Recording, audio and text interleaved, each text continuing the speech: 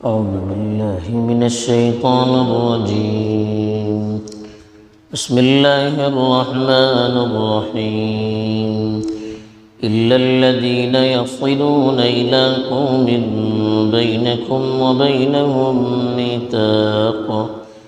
أو جاءوكم حصرت صدورهم أن يقاتلوكم أو يقاتلوا قومهم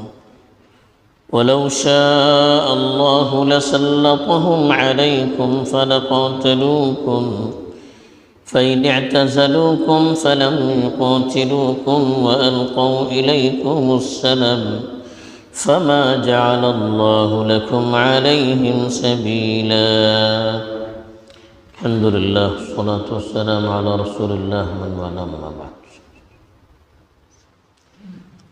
پیچھے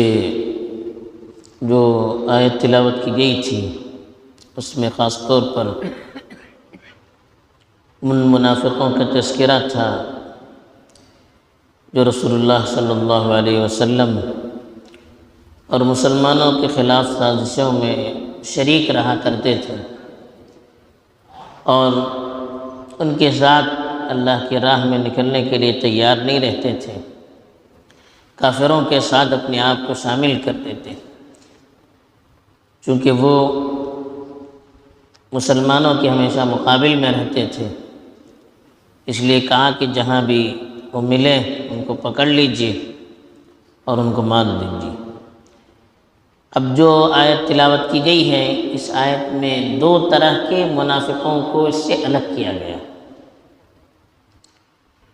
پہلی قسم ان منافقین کی ہے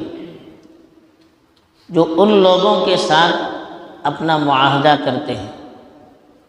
جن کا مسلمانوں سے معاہدہ ہو چکا، یعنی بہت سی وہ غیر مسلم طاقتیں تھیں جنہوں نے اس وقت اللہ کے رسول صلی اللہ علیہ وسلم اور مسلمانوں کے ساتھ یہ معاہدہ کر لیا تھا کہ ہم آپ کے ساتھ جنگ نہیں کریں گے، یا قریش سے انہوں نے معاہدہ کیا تھا کہ ہم آپ کے ساتھ رہیں گے۔ تو قریش کے ساتھ چونکہ اللہ کے رسول کا معاہدہ تھا، اس وقت میں جب یہ آیت نازل ہو رہی تھی کہ ہم آپس میں جنگ نہیں کریں گے، تو ان کے ساتھ جو شریک ہوں گے وہ بھی اس معاہدے میں شریک رہیں گے۔ بہرحال جن کے ساتھ مسلمانوں کا معاہدہ ہو چکا تھا، اگر ان منافقین میں سے کچھ ان کے ساتھ شامل ہو جاتے ہیں اور معاہدہ کر لیتے ہیں تو ان سے بھی مسلمانوں کی جنگ نہیں ہوگی، ان کو بھی پھر مارا نہیں جا سکتا۔ ایسی ہی دوسری قسم ان منافقین کی تھی جو جنگوں سے دل برداشتہ ہو چکا تھا، جو گروہ جنگوں سے بالکل الگ رہنا چاہتا تھا، وہ نہ مسلمانوں کے ساتھ تھا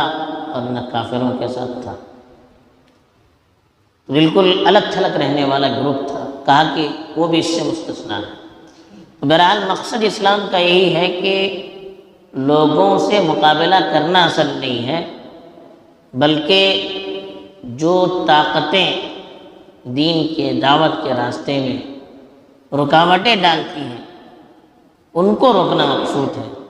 تو اس لیے فرمایا اِلَّا الَّذِينَ يَصِلُونَ إِلَىٰ قَوْمٍ، البتہ وہ لوگ اس سے مستثنا ہیں جنہوں نے ان لوگوں میں اپنے آپ کو شامل کیا ہے، بینکم وبینہم میثاق، جن کے درمیان اور آپ کے درمیان معاہدہ ہے، یعنی وہ منافقین جو ان قوموں میں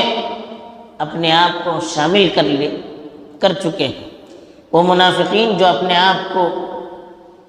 ان قبیلوں میں شامل کر چکے ہیں جن کے اور آپ کے درمیان معاہدہ تھا،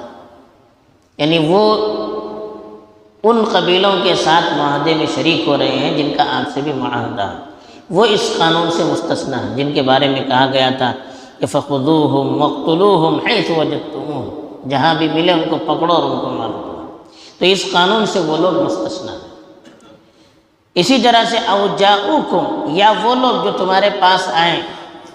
حَصِرَتْ صُدُورُهُمْ، جن کے دل تنگ آ چکے ہیں، اس چیز سے کہ وہ یقاتلوکم او یقاتلوا قومہم، وہ تم سے جنگ کریں یا اپنی قوم سے جنگ کریں، یعنی وہ لوگ جو تمہارے ساتھ مل کر اپنی قوم سے لڑنا بھی نہیں چاہتے ہیں اور اپنی قوم سے مل کر تم سے لڑنا بھی نہیں چاہتے، نہ تم سے لڑنا چاہتے ہیں نہ ان سے لڑنا چاہتے ہیں، وہ بالکل الگ تھلگ رہنا چاہتے ہیں۔ کہا کہ ایسے منافقین کو بھی آپ اس قانون سے الگ کر لیجئے، ان کو بھی آپ قتل نہیں کر سکتے ہیں۔ پھر اللہ تعالیٰ نے بتایا اپنے احسان کا تذکرہ کرتے ہوئے کہ یہ لوگ جو آپ کے دشمن کے ساتھ معاہدے میں شریک ہو رہے ہیں، یعنی جن سے آپ کا معاہدہ ہے ان سے معاہدے میں شریک ہو رہے ہیں، یا وہ لوگ جو دونوں سے اپنے آپ کو کنارہ کرنا چاہتے ہیں،